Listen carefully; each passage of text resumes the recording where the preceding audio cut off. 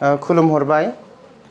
जितु नैबे news portal एबा ससियेल मिडियानि गेजेरजों आं नोंथांमोननि गेजेराव मोनसे गोजोनथाव खौरां फोसावहरनो सानदों। बिसमुरि बाजाराव एबा बिसमुरिनिफ्राय सरलपारा थांग्रा लामा सेरावहाय आङो इ-रिक्सा सालायग्राफोरनि मोजां खाबुनि थाखाय मोनसे मेचिन लानानै फैदों। बेनो जाबाय बेटारि रिजेनेरेशन मेचिन। बेजों माखासे बेटारिफ्रा जितु गोजाम बेटारिफ्रा बेजों बे मेचिनजोंनि गेजेरजोंनो मोजां जागोन। बे मेचिनानो बे बेटारिखौ मोजां खालामगोन। अदेबानि बे जाय बेटारिफ्रा एकदम लाइफ गैखाथारला, बे थैखाथारबाय, बे बेटारिखौ रावबो खालामनो हाया, बे मेचिनाबो हाया, आनखि बेखौ कम्पानियाबो हाया। बे बेटारिया माने जायफ्रा सोलिला, बे लाइफ गैथारला, बे स्क्रेपआव थांगोन। आरो स्क्रेपनि दामखौबो नोंथांमोनहा अनुजायै बेटारिनि अनुजायै बे फानलांनो हागोन। आरो बेजों लोगोसे आंनाव जायफोरना बेटारिया सोलिथारला, बिनि थाखायबो गोदान बेटारि लांनो हागोन। बे दखानावनो मोनगोन।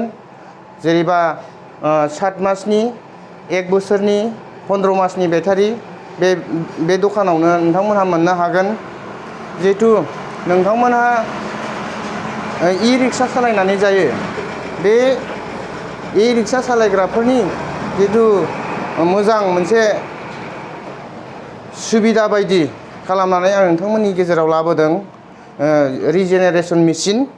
बेनो जाहैबाय जितु आङो बेहाय बे जायफोरनिया मोनसे बेटारिया बिदिनो 180-90 माइलेज देखायोमोन, बेनिफ्राय खमायबोनानै 40-50-60 माइलेजल' देखायग्रा जाहैबाय। अब्ला बे बेटारिया आंनिसिम लाबोयोब्ला जितु बे रिजेनेरेशननि गेजेरजों, बे मेचिननि गेजेरजों फाहामनानै 80 बा 85 माइलेजखौ मोनफिननो हागोन। जायफोरना इनभार्टार बेटारि गाज्रि जानानै दं, एबा जायफोरना बेटारिया पिकआप जाला, बे बेटारिखौबो नोंथांमोनहा जथेस्थ' जेरैबायदि 10 घन्टा पिकआप जायोमोन, 10 घन्टा पिकआपखौ मोनफिननाय नङा, 8 घन्टा पिकआपखौ नोंथांमोनहा मोनफिननो हागोन। बेखिनि थाखायनो आं नोंथांमोननो बे खाबुखौ नोंथांमोननि सेराव लाबोनानै होफैनायनि थाखाय आं नोंथांमोननो नैबे निउस पर्टेलनि गेजेरजों फोरमायथि हरबाय। जाहाथे नोंथांमोनहा आंनियाव जायफोरा बेटारि गाज्रि जानानै दं, जायफोरना सोलिला, सोलायनांसिगौ, नोंथांमोनहा बै गोजाम बेटारिया जुदि मोनसे जानायनि कन्डिसन, नैबे मेचिननि गेजेरजों जानायनि मोनसे कन्डिसन थायोब्ला, नोंथांमोनहा बाहाय थरसे बेटारियाव 1000 दामजोंनो थरब्रै बेटारिजों 4000 बेजों फाहामनानै लांनो हागोन। आं बेखिनिखौ नोंथांमोननो फोरमायथि हरबाय। जिहेतु नोंथांमोनहा बे इ-रिक्सा सालायनानै जितु मोजां इनकाम खालामनो हाथों। आरो नैबे 4000जों जितु नोंथांमोनहा 3 मास, 4 मास, 5 मास सालायनायनि हाहैगोन।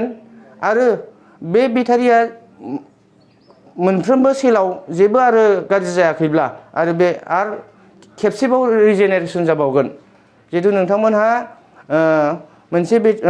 मोनसे इ-रिक्सानि थाखाय थरब्रै बेटारि बोसोरसेनि 10,000 खरि 40,000 भरायनांगौ जायोब्ला, नोंथांमोनहा 4000जोंनो जथेस्थ' 4 मास, 5 मास सालायफिननानै नोंथांमोनहा गोदान बेटारि बायनायनि खाबुखौ लानो हागोन। बेखिनिखौ फोरमायहरबाय। नोंथांमोनहा आंनि जानबुं नाम्बारखौ आं नोंथांमोननो फोरमायनानै हरनोसै। जिहेतु नोंथांमोनहा बेयाव सुलाद लाहरनो हागोन, खबर लाहरनो हागोन। आंनि जानबुं नाम्बार एबा मबाइल नाम्बारा जाहैबाय 7638854779। बेनि गेजेरजों नोंथांमोनहा बे जानबुं नाम्बारनि गेजेरजों सुलाद लाहरनो हागोन एबा खबर लाहरनो हागोन।